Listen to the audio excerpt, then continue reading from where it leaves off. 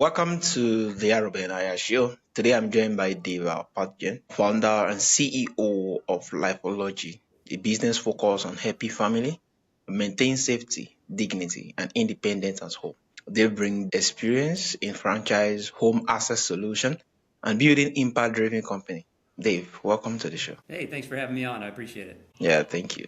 So, Dave, what was it like growing up for you? Well, I grew up in Pennsylvania and I grew up more or less on a farm, ordinary sort of semi-rural type of upbringing and, worked on, we had a very small farm. So just kind of worked in the backyard and backyard farm and, went to school and, was a runner. I ran cross country in high school and things like that. And then, ended up going to school at Penn State, which is where I met my wife, who is from Puerto Rico. That's where I'm at today. I live in Puerto Rico, and so we've been married for almost 34 years, and have had a nice family and all of that. So happy to jump in any details, Yeah, but that's kind of the big picture. yeah. Amazing, amazing. So, what first drew you into home access and mobility industry? Well, I got into this business in 2008. I started a company back then called 101 Mobility with a couple of partners. And the way that we got into it was we all knew each other from working together in a different industry. We worked together in the mortgage lending business, and that ended in 2007. One of my partners had a family member that was working in the mobility industry doing installations and told him, hey, this seems like a good business. It might be something you'd be interested in, looking into. And so he ended up doing that and opened up a company. And then a few months after they got started, asked me to join them and help them to run it. And so we operated the business just with a couple of locations in North Carolina. And then in 2009, we started looking into franchising as a way to grow it and scale it. We started offering franchises in 2010, and we grew it eventually to that company now has maybe a little over 100 locations throughout North America. So, but that's kind of how we got into it. Wow, that was really, really amazing. I heard that there were a whole lot of things to work in there, and the dedication to it really speak volume. So you have built an excited and nation accessibility franchise. What did that journey teach you? You have built and exited a national accessibility franchise. What was that journey for you? Yeah, so we started thinking about franchising the business, and at the time we didn't really know much about how to operate a franchise. So we hired a company called the iFranchise Group to help us put all the pieces together. We did that in 2009. And that was really helpful. We learned a lot about franchising and how to set it up properly and how to get all the pieces together, legal and documentation and training and operations and support. And, we awarded our first franchise early 2010 and put them through training and helped them figure out how to, grow and scale their business. And we kind of got off from there. So we were lucky in that the business model is a really strong one. And as a franchise, we were able to bring meaningful advantages to the table around pricing with our suppliers and systems to run your business every day and marketing and things like that. So it's been a long journey. I've been doing it for 15 Yeah. years now. So I'm pretty used to the franchise model at this point, but it was a steep learning curve at the beginning for sure. Wow, that was really amazing. I think for me it was admirable being that it wasn't something that was totally figured out from the upstart. You got to figure it along the way, and that's more like a beautiful thing about entrepreneurship. So, what gap did you see in the market that led you to start Lifelogy? Yeah, that's a great question. The aging in place market is expected to grow substantially over the next couple of decades in the US, in particular because of the fact that there are many millions of baby boomers that are turning 80 starting this year. The baby boomer generation started in 1946 is when they started being born. And so that group, the 1946 children, are now turning 80 this year. And there's a lot of them. There are currently about 26 million people that are over 80, and that number is going to jump to over 70 million in the next decade or so because of this aging baby boomer group. And the other thing that's important is that anybody that's ever surveyed that group of people about how they want to spend the last 10 or 20 years of their life between 80 and 100, let's call it, they all say the same thing. They want to age in place. They want to stay in their homes and stay in their own home as long as they can. The idea of going to a nursing home or assisted living facility or those kinds of things are not attractive to most people. And so being able to provide equipment and services that allow those folks to stay home longer is a meaningful business opportunity as that population really grows. And then kind of specific to franchising, there really isn't. There are two other big companies that franchise in the space. 101 Mobility, the company that I started, is now the biggest. There's another company in the space that started a couple of years after 101, and they've gotten pretty big with about 70 locations. But outside of that, the field is pretty thin. There aren't a lot of other companies franchising in the space, or if there are, the ones that are not really growing very fast because, franchising is a particular kind of way to grow a business. And so a lot of people get into franchising and then they can't really scale because they don't know how to do it. So we feel like, the opportunity to grow a new franchise in that space the timing is really good because the industry is growing.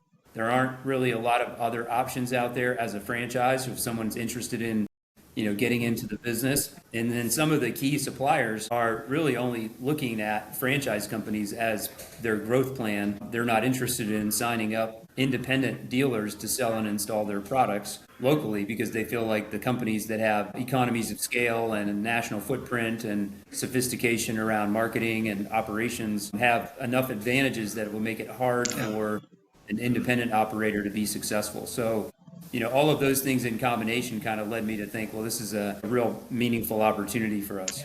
Wow, that was really, really strategic. And the fact that there was a whole lot of underground work around it, and the fact that you learn on it, so why climbing on it to actually more like innovate a whole lot of stuff. It's really, really amazing. So what mistake of the family commonly make when choosing mobility or home access solution? Well, the biggest challenge I think they face is that they just don't know what they need. For most families, the first time that they encounter this as an issue is usually the first time that they've had to deal with it ever. And so there's a lot of education involved, and they can easily make mistakes. Like one big mistake would be to say, well, my mom has a 2-story home and she can't navigate the stairs anymore, so we're going to have to sell the house. And that's not always the case. Like we provide equipment that allows for that person to stay in their home maybe for years longer than they otherwise would have. And it's a pretty affordable cost by comparison to going into a nursing home or selling your home and trying to buy a single-story home or things along those lines. So I think a lot of times it's the customers and their families just don't really know. They're not educated about what these things look like and how they work and whether or not it's a good fit for them. So that's really where we come in.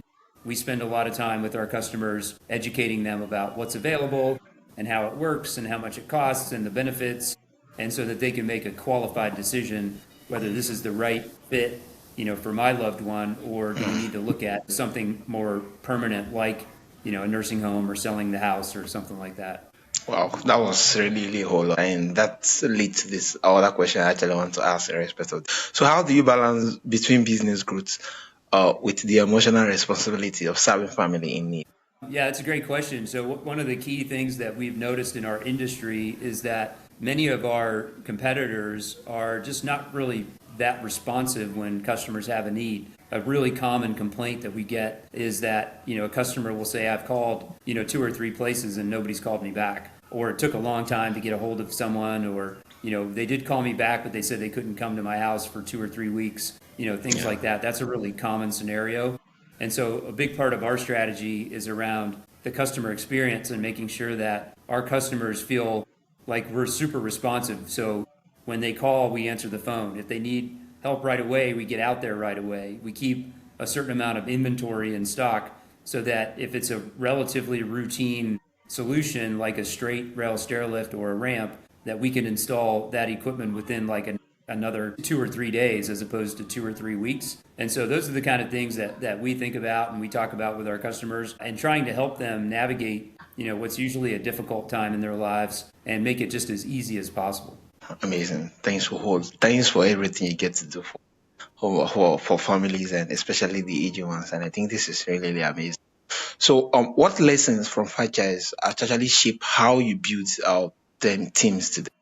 I've learned a lot of lessons in franchising over the years. One of the key things that I've found is that as a franchisor, getting the right owners in the system is absolutely critical. We see a lot of, big variance in performance of franchise locations, and it almost always comes down to the capability of the owner that bought that territory. And so the ones who have, more business acumen and are able to build teams and are good at relationship development and things like that tend to do better over time. And the ones who say, well, I don't, they try to run the business from behind a desk. I'm not going to get out and talk to people or build relationships with referral partners in my market, or I only want to do this part-time and not really focus on it. None of those strategies really work. So finding the owners that have those correct skill sets, business acumen, leadership skills, and relationship development skills is a really central part of our strategy.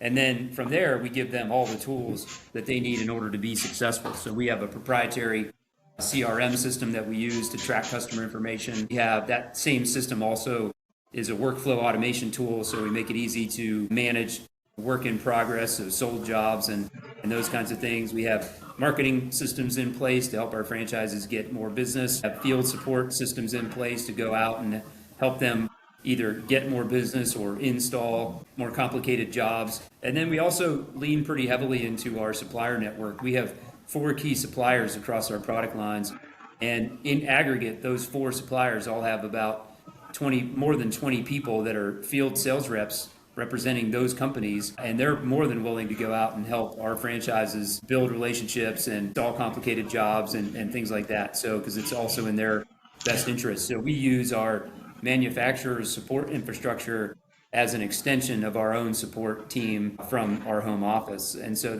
those are the things that we focus on, trying to drive and build a really good and successful franchise system. I'll say one last thing is that, we're also looking for owners that meet us where we are from a cultural fit. In other words, they believe what we believe around the customer experience, and that, we can improve upon the current experience that many people have and make it just easier for customers to, find the solutions that they need, and that can be an advantage in the marketplace. So we're looking for folks that have that same mentality. Wow, that was really amazing, and it's robust. And the fact that, I think, is the fact that it's a lot of service business demand a whole lot, being that everything rises and falls on people. But the fact that you have a solid team would actually more like serve our customer at every point in time really speak volume, because at the end of the day, if there is no customer, there is no business. And This is really more like very low. So what should the entrepreneur knows before investing or starting a franchise? I think what folks should do their research is my advice. Study the industry, get to understand what how it works and so on. There's a lot of good information out there about our business and plenty of articles to read. I mean, if we have someone that's engaged with us, we will share all of that with them, so they don't have to go looking for it. But, learn about the business, kind of learn about the aging baby boomer population. If you're in a certain market, research your competitors and find out, how many are there, what products do they sell, how big are they, those kinds of things. The most successful franchise owners are pretty good usually at researching upfront to understand what the business that they're about to get into, and then their local landscape and what that looks like. So, we encourage people that are interested to just really start educating yourself, learn about the products, learn about who needs these products, learn about your local competitors, learn about the growth of our industry and why that's happening. And if you've done that at about the time you start to engage with us, you'll have a leg up on, getting through the process and determining whether this is really the right fit. And fit's really important in franchising. Yeah. So it's a two-way street. We are talking to candidates and trying to help them understand, is this a good fit for them? We're also trying to understand, is this the right fit for us? So, is this owner going to be a good fit for our culture and our system and all of those kinds of things? So we're trying to find that, right fit on both sides. Oh, wow, that's really amazing. It's the fact that a whole lot of things has to be learned, and fit has to be gotten right, to being that, not every business might exist as a franchise. Being able to kind of revisit the various options to know how to streamline it is very, very key. So, what trend are you seeing that will shape the future of home access solutions? The industry is innovate. There are some innovations in the industry, but it tends to move kind of slowly. So, the main product that we sell is a straight rail stair lift, and they've been around for 50 years or longer. And while there are, improvements along the way in how they operate and efficiency and ease of use and installation and all of that has gotten a lot better over the years, fundamentally the product still does the same thing. It's a chair that rides on a rail that goes up and down the stairs. And the same thing is true for platform lifts and other things. And so the product innovation tends to move kind of slowly, but it's a little bit because the products that have been around for a long time, they still work. Like they still do the job, and they still accomplish what needs to get done. The one probably big thing that we've seen in our industry that's changed over the last maybe 5 years is that there are a lot more people looking at home elevators as a solution, which is another product that we also offer. They're usually pretty small, so they're not like the elevator you'd see in a big office building. They're small home elevators, but an elevator in a home is oftentimes a good long-term solution, and it also will tend to add value to a home, whereas a stair lift usually does not, because it can just be taken out easily. So if you're going to spend the money on, let's say, a complex curved rail stair lift that probably isn't adding value to the home, it's not a big leap to say, well, what if we went straight to an elevator that can be used by anybody in the home, and then make that our solution as opposed to some of these other products. And they are certainly more expensive, but we're seeing a big uptick in people that are looking at elevators as the solution versus some of the other products that we offer. Yeah, amazing, amazing. So, how do you focus on the mission? Why scaling a company? Well, my role as a CEO is really to try to be the visionary for the company and, look around corners and try to imagine the big picture of where we're headed, and then also really be a driver of the culture. So personally, I'm very focused on enhancing the customer's experience because I believe that matters in our business. And so, we've done things like we've created what we call our AAA proven process. And the first A in AAA stands for answer the damn phone. And we wrote it that way. We wrote it that way on purpose because it's a meaningful point in that many of our competitors and our peers are just not good at answering the phone. And so if we can just do that part right, not only are we serving our customers better, but it puts us at an advantage over our competition. And it kind of sets the tone around how we want to interact with our customers. So when they need us, we want to be there for them when they need us. The second A in that AAA proven process stands for act quickly to assess the need. So many times we can talk to a customer over the phone and get a pretty good idea of their situation and be able to give them some indication of like, this is probably what you're going to need, and talk to them just that way over the phone. But if that's not the case, if they say, hey, I'm interested in taking next steps, what are the next steps? Then, we want to get out to that person's home as fast as we can, usually that day or the next day, to get into the home and talk to them about their situation and take the necessary measurements and really truly evaluate their circumstances so that we can offer the exact right solution for that situation. And so that's the second A, is act quickly to assess the need. And so moving on that fast. And then the last A stands for active ownership. That kind of goes back and speaks to what I referred to earlier around the types of franchise owners that we're really looking for. We know that this industry requires people that are paying attention. And so we need owners that are, actively engaged. They're, getting up every day and focused on growing their business and working on it and building it every single day, building their team, building their client base, building relationships with referral partners. And so finding owners that are, actively engaged is a key part of our success formula. So those are some of the things that we think about, and AAA proven process is like a central piece of our strategy. And so I work on things like that, right? I work on those kinds of things. I also spend a lot of my time on the franchise development side. So talking to candidates that are interested, making sure that they have a clear and full understanding of not only our industry and the business opportunity, but where we are headed as a company and what we care about and what's important to us, so that we can start figuring out if that candidate is a right fit both ways, right fit for us and we're the right fit for them. So I spend quite a bit of my time on that. Yeah, thank you so much, Dave, and thank you for analyzing the 3 years. I think it just speaks volumes to the proactiveness and the fact that you're willing to actually be there to sort out customer house. Yeah, answer the damn phone, act quickly to assess the need, and active ownership. That was really amazing. Yeah, so Dave, what is one insight you hope listener will walk away after this conversation?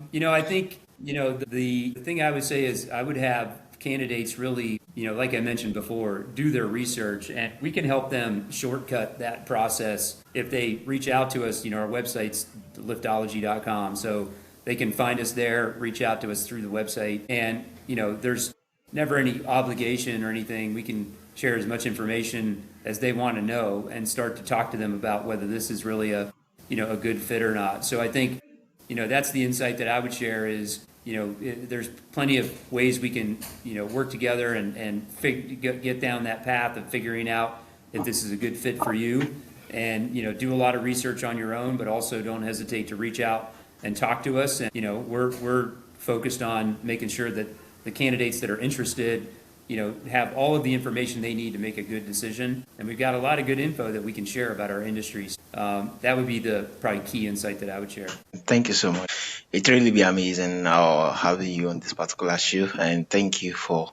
the load of insights that you share and the whole lot of things that a whole lot of entrepreneurs could actually learn out to when it comes to service based. Yeah, this has really been amazing. Well, thanks for having me on.